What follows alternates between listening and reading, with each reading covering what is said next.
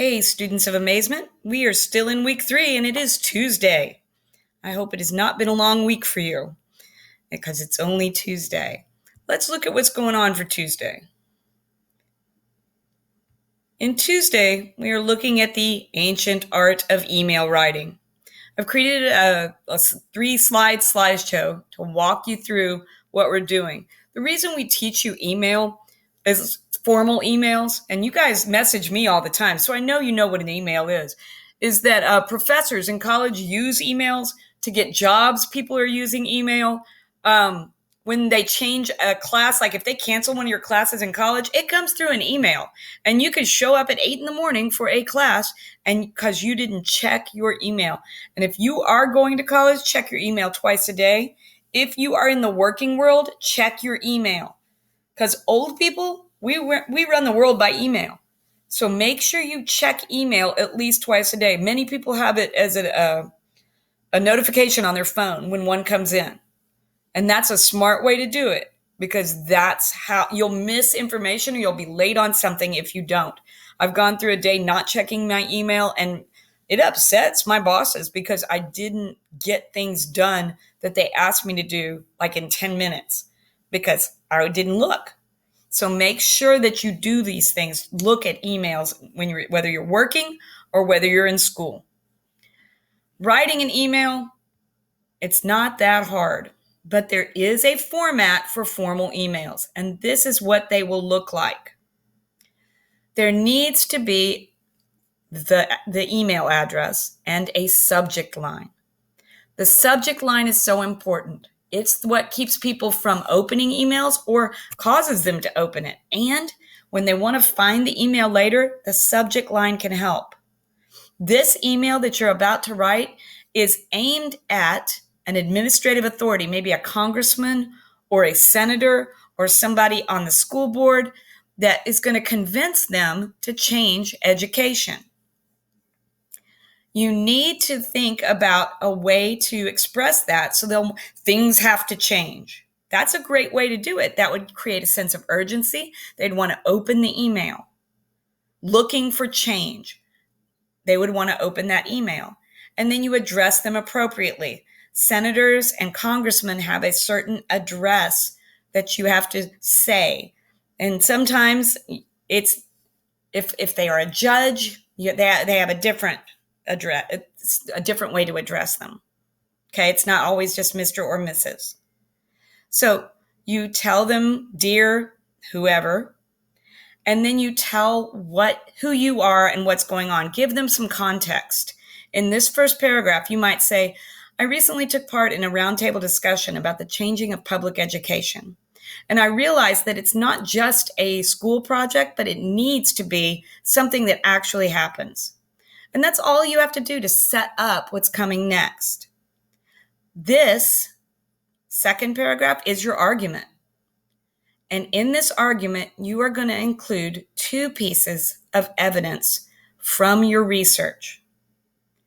This will require you to give credit where credit is due in an in-text citation. I'm going to teach you that in a minute. So you'll set up your argument very short and sweet. You're going to say what you think should be done. You're going to have a couple of pieces of evidence to back you up, your claim, your reasoning, and 2 pieces of evidence. And then you're out. And then you're going to say something to close it. I look forward to hearing from you. If you have any suggestions on how I can take further action on these things, give them something to do. Speak as though you respect them and want to be respected. Don't call them dog and don't call them bro. You're going to be fine if you address them like an adult. And you all are not stupid. You know these things. Okay, this is part of your major grade, writing this email with your 2 pieces of evidence. The rubric is attached as a link. Okay? And now I'm going to teach you how to cite your evidence in this paragraph. Here we go. We're going to go back to Tuesday. APA in-text citations. So when you write this email, you're proving to a Congress member or the school board or a senator that your ideas about education are worthwhile. To do that, you have to tell them where you got your information, as you write effectively to persuade them that you are right and that they need to come on board with your way of thinking by providing some kind of action. One of my students is actually working for the city of Houston because of the things that we do in class. And she's been working for them for, I think, 4 or 5 years now. So I'm going to make this a little bit bigger so you can see what it looks like to include an in-text citation, and I will help you through this. When you talk, you're going to make your claim. You might say vocational training needs to be included in public education, and it has to be included, like it's an imperative. And then you're going to say why, because not everybody, whatever. And then you're going to give your evidence. You can name the author, Stein, and then you include the date of the publication. Remember our works cited page? I could say Kreisman, and then I put 2020, July 16, in parentheses after his name. That's an in-text citation. Oh, sorry. Or I could say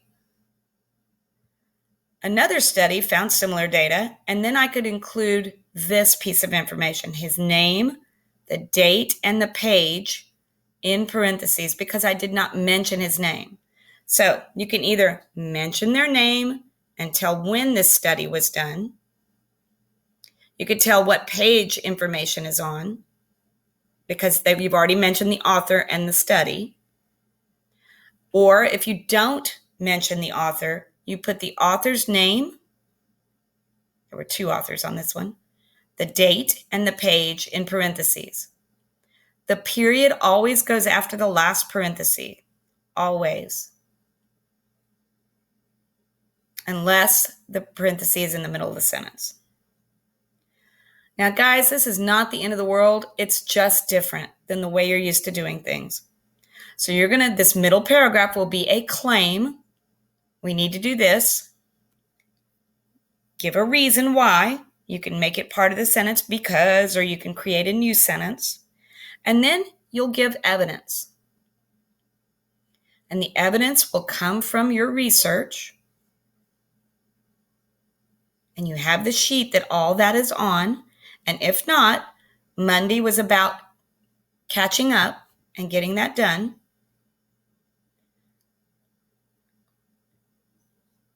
And then you will close, saying, I look forward to hearing from you.